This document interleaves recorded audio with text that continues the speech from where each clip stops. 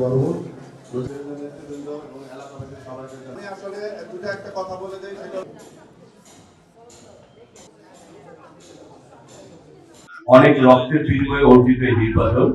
আমরা যদি আমাদেরকে এই দেশের নাগরিক মনে করি, আমরা যদি আগামী বাংলাদেশকে করতে চাই, আমরা যদি মনে করি আমাদের সন্তানরা একটি স্থিতিশীল, আমাদের দেশ আর স্থিতিশীল রাখবো, আমাদের দেশ একটি গণতান্ত্রিক বাংলাদেশ হবে, আমরা আমাদের সন্তানদেরকে ভবিষ্যৎকে নিরাপদ রাখবো, তাহলে আমাদের 12ই ফেব্রুয়ারি নির্বাচনকে আমাদেরকে সবাইকে নিয়ে উপস্থিত হওয়া উচিত।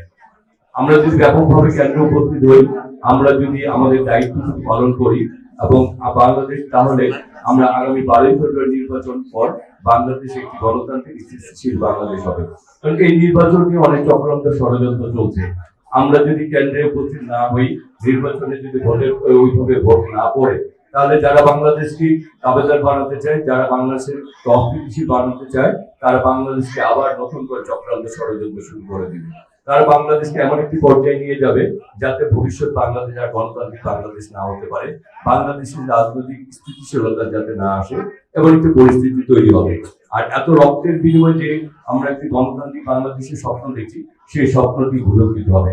আমি আপনাদেরকে রক্ত দিতে বলছি না, জেল থাকতেও বলছি না, আপনাদেরকে গুম হতে বলছি না, কিন্তু আপনি আপনার দায়িত্বটুকু দেশের নাগরিক হিসেবে আপনি দাবি করেন, আপনি যে বাংলাদেশকে নিয়ে চিন্তা করেন, সুতরাং সেই বাংলাদেশকে যদি বাস্তবায়ন করতে হয়, তাহলে আপনাদেরকে অবশ্যই কেন্দ্রে যাওয়া উচিত। কারণ তা না হলে আমরা আবার একটি সংকটের মধ্যে যাব। সুতরাং আপনাদেরকে আমার বিনীত অনুরোধ, যে যাকেই ভোট দেন না কেন, আপনারা অবশ্যই কেন্দ্রে যাবেন। তা না হলে যারা এই দেশের জন্য রক্ত দিল, তাদের প্রতি আমাদের সম্মান জানানো হবে না। তাদের পরিবারের যারা রয়েছে, বাবা মা ভাই বোন, তারাও বলবে যে যে কারণে আমার সন্তানরা, আমার ভাই বোনরা এই দেশের জন্য রক্ত দিল, এই দেশের নাগরিক, তাদেরকে সেই সম্মানটুকু দিল না। সুতরাং আমি সবাইকে বলবো, শুধু আপনারা না, আপনাদের পরিবারের সবাইকে নিয়ে অন্তত 12ই ফেব্রুয়ারি নির্বাচন অংশগ্রহণ করার মাধ্যমে আগামী বাংলাদেশকে গড়ে তোলার জন্য আপনারা সহযোগিতা করবেন। আজকে আমরা বলতে চাই, আমরা একসময় অনেক নির্যাতন নিপীড়ন সহ্য করেছি, কিন্তু আগামীর বাংলাদেশ আমরা প্রতিহিংসার রাজনীতি করতে চাই না।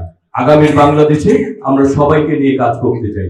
আমরা আগামীর বাংলাদেশে আমরা নিজেরাই আগামীর বাংলাদেশকে গড়ে তুলতে চাই। আমরা আগামীর বাংলাদেশ এমন একটি বাংলাদেশ চাই যেখানে যারা এই দেশের জন্য কল্যাণ চাই, এই সমাজের জন্য কল্যাণ চাই, আমরা তাদেরকে নিয়ে কাজ করতে চাই। আমাদের দলের চেয়ারম্যান জনাব তারেক রহমান বলেছেন, আগামীর বাংলাদেশে তিনি কোনো প্রতিহিংসার রাজনীতি করবেন না। যারা এই দেশকে গড়ে তুলতে চায়, তিনি সবাইকে নিয়ে কাজ করতে চান এবং আমাদেরকেও নির্দেশ দিয়েছেন যে তিনি যাতে আমরাও এলাকার যারা দেশে ভালো চাই, তাদের নিয়ে কাজ করতে চাই। যারা এই দেশকে চক্রান্ত ষড়যন্ত্র করবে, এদেশে ধ্বংস যাবে, আমরা তাদেরকে হয়তো বা দূরে রাখবো, কিন্তু দেশকে ভালোবেসে যারা আসবে, আমরা তাদেরকে সামনে থেকে আগামী দিনে এই এলাকা গড়ে তুলতে চাই। আমাদের যে ঢাকা নয়, এটি অনেক অবহেলিত একটি এলাকা ঢাকা নয়। এখানে আমাদের অনেক সমস্যা রয়েছে। আমাদের এই এলাকায় গ্যাসের সমস্যা রয়েছে, আমাদের জলবদ্ধতার সমস্যা রয়েছে, রাস্তাঘাটের সংস্কারের প্রয়োজন, আমাদের রাস্তাঘাট অপ্রশস্ত, আমাদের খেলার মাঠ নাই, ইনডোর আউটডোর গেমসের ব্যবস্থা নাই, আমাদের এখানে কমিউনিটি সেন্টার নাই, আমাদের এখানে অনেক ওয়ার্ড রয়েছে যেখানে এখনো বাঁশের সাঁকো দিয়ে রাস্তাঘাট চলতে হয়। সেখানে অনেক আমাদের ব্রিজ দরকার। আমাদের এখানে আসলে আমরা এই সমাজকে সুন্দর করার দরকার। আমাদের এই এলাকাকে আপনারা দেখেছেন যে অনেকে যখনই যে দল ক্ষমতায় আসে, সেই দলের কিছু বিপদগামী নেতা কর্মীরা অনেক সময় সমাজকে কলঙ্কিত করে। আমাদের দলের নেতা শহীদ আমাদের জনাব তারেক রহমান বলেছেন, আগামী দিনে তিনি যারা এই অন্যায়ের সাথে সম্পৃক্ত থাকবে, যারা সমাজকে কলুষিত করে, যারা মাদক চাঁদাবাজি সন্ত্রাসী কর্মকাণ্ডে থাকবে, তাদেরকে দলে আশ্রয়প্রস্ত দেওয়া হবে না। তারা এক দুই বা পার পরে গেলেও তাদেরকে কিন্তু পরবর্তীতে দল করতে দেওয়া হবে না এবং তাদেরকে আইনের কাছে হস্তান্তর করা হবে। সুতরাং আমরা বলতে চাই, আগামী দিনে আমরা একটি নিরাপদ, একটি মানবিক, একটি সম্প্রীতি, একটি গণতান্ত্রিক, একটি উন্নয়নের ঢাকা নয় চাই।